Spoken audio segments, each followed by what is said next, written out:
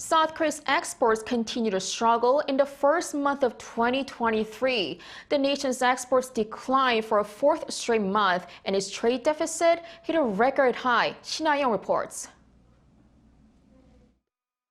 South Korea's trade balance continued to plunge in the new year due to sluggish demand for semiconductors.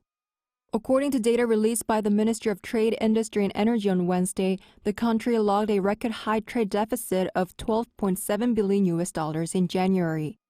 This marks the 11th month in a row of deficit, which is the longest consecutive run of deficits since the global financial crisis in 2008.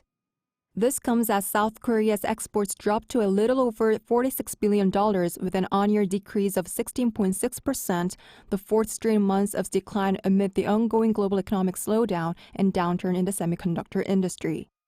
By item, outbound shipments of semiconductors plunged by almost 45% on-year as their prices tumbled. On the other hand, overseas sales of cars rose by nearly 22% on-year, while sales of petrochemical products rose by about 12%.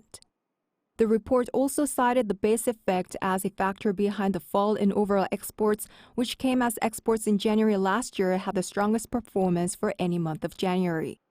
By nation, slow economic growth due to global inflation and monetary tightening pulled down the exports to China by over 31% and exports to the United States to about 6% from the previous year. Meanwhile, South Korea's imports were down for the second straight month with an on-year decrease of 2.6% to almost $59 billion. Imports of chips and steel fell, but due to the high demand over winter, the three major energy imports, which are crude oil, gas, and coal, amounted to over $15 billion again last month. Regarding the trade deficit, South Korea's Finance Minister Chu Kyung-ho blamed a fall in chip prices and the high energy demand. However, he forecast that the trade balance will improve after January, citing lower demand for energy as the weather improves, as well as a boost in exports from China's reopening. Shin Ha-young, Arirang News.